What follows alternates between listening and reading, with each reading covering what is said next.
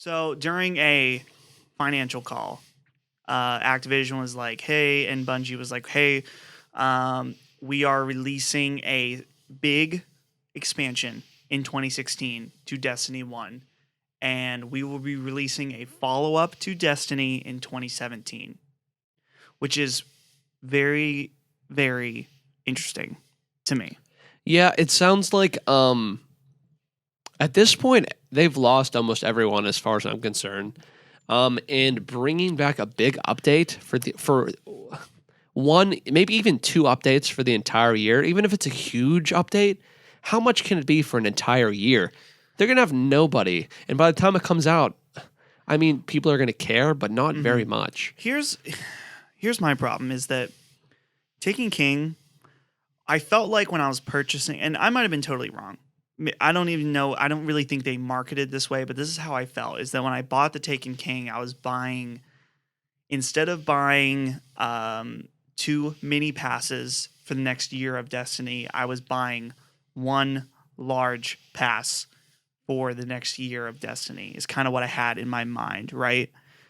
And I spent $40 on that, and I played all the content. And overall, now I feel like I don't even know if it was worth it, because the amount, I felt like I didn't really get $40 worth out of that expansion.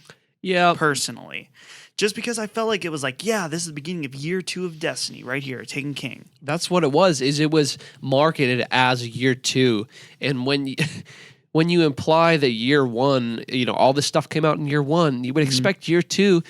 Taken King, so much cool stuff. We're bringing back all these exotics. There's all these new events, but they're very hollow.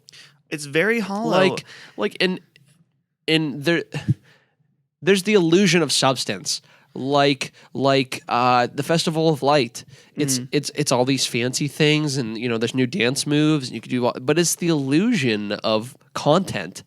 Really, as far as I'm concerned, you know what I mean? Exactly. Because it's not anything substantial. And that's the thing, is that, like, it's interesting that, like, so they did the Festival of the Lost, right? Yeah.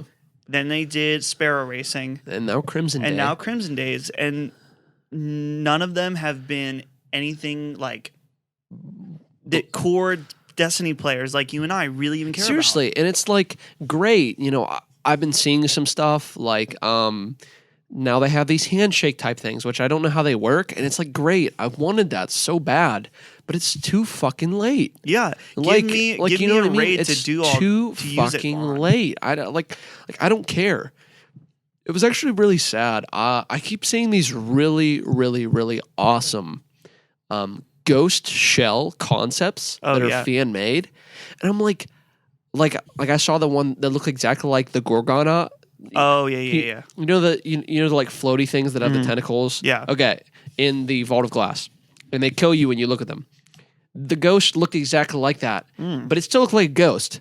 And I was like, how fucking cool is that? And like, why does it seem so difficult? Like, we get dance moves, we get hotline bling or whatever, and handshake, but it's like, I mean, this is great, but like, it's like, why would I buy a dance move for a game that I don't have anything to do with?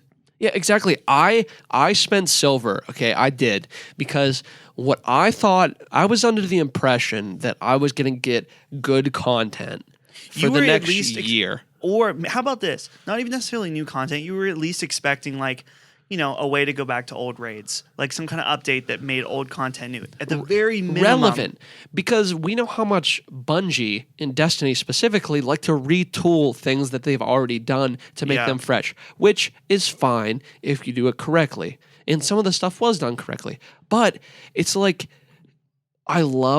there was one exotic quest that I had to do in the Vault of Glass, and I loved it, and I have no reason to go back. And it's like, there's so much potential here, and I know there was problems with, people stepped down, and there was, it's just disappointing. You gotta wonder what the player, like, what the numbers are right now logging into Destiny. It has to be It's bad. probably awful. And you know what I think is funny is when I see all of these, like, Fire Team Chat podcast and like all this stuff, like, congratulations, you played yourself. What the fuck are you talking about? Are you still talking about the Trials of Osiris? Because Yeah, You know what I mean? Like okay, Crimson doubles, fine, whatever. But yeah, there really isn't. And here's the thing: is like, so let's say they do come out. Let's say this coming November, we get not even. It would have to be sooner than November. You'd have to think they'd have to maybe do it in spring, like that's a new content update. Here's the thing: there is no way in hell I'm spending another $40 on a fucking content update for this game. seriously. I've spent well over $100 on this game. Well over $100, more than you have, even because I bought all that silver and stuff. Yeah. But like, that's what I'm trying to say. Okay, so fathom this: what have we had in 2016 for Destiny? We've had wasn't Sparrow Racing 2015? Yeah.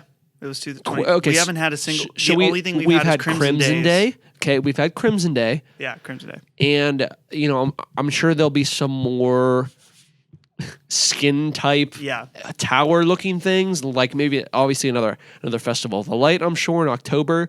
But aside from that, if they're saying there's going to be another big update, like one for the entire year is supposed to bring back a Destiny player. Yeah. Aside from like, I might go on. I haven't even had the motivation to go out and check out Crimson Day. I've just looked up stuff about it, and that has satisfied me. But I'm trying to think, like, for a game that's trying to bring people back, one thing in a year, you gotta wonder if this is like, is the problem? Is there a mismanagement of the resources of the team? Like, so. Obviously, you need to have a team working on content for your game already out, and you need to have the majority of your team, I would hope, on the second one sequel. So is it just that they're like, we got to devote all of our resources to Destiny 2 at this point, or? Yeah, but part of me agrees with that. I understand that, and I would only hope that that's what they were doing. But they're also like. I don't even know that it matters, honestly. Now that I'm thinking about it, I don't know that it matters if they only put one thing out, because the people that they've lost, like me, who have put probably one of the most amount of hours I've ever put in a game. Yeah. It doesn't matter if 5 more things come out. I'm not sure that I could ever be back to where I was, so maybe I should just wait for Destiny 2. You know what I mean? Yeah. Like maybe it doesn't matter that they only are going to put out 1, maybe 2 big updates. I don't think it does. The only way that I'm pretty much going to check out this new content is, number one, if it's free, I will check it out. I will sure as hell not pay for it. No. After the mess that is the post mess of the Taken King, because obviously Taken King, great at launch. And you know what's going to suck dick is, okay, new level cap. So when I do want to get on, even though I do already have a leveled up character, I'm going to have people like, I'm still not going to be that great, and like I'm not going to want to put the time into it to try new things, but I'm not going to be. You see what I'm trying to say? Well, they have to upgrade the level to make the game fresh. Oh no, I get that, but like I'm just aggravated. I guess that maybe it's because I just don't want to put the time into it, because I feel like it's not worth it. So like even if I want to check out the new stuff, you're worried that if they add new stuff, you're not going to want to put the time into level up because they're just not going to put anything out again. I don't know. I'm just sour, and I keep tapping. My bad. My bad. I'm just pondering. It's an angry tap. It's an angry tap. You gotta get it. You feel the rage coursing through you. My body is raging. Yeah. So I don't know. I'm really curious. I feel like there is major turmoil going on inside the walls of Bungie right now, and we'll see what happens with it. Hopefully, like a phoenix, it will rise from the ashes of Destiny 1 and a beautiful brand new bird. Destiny 2 will soar through the sky. Yeah. Interesting.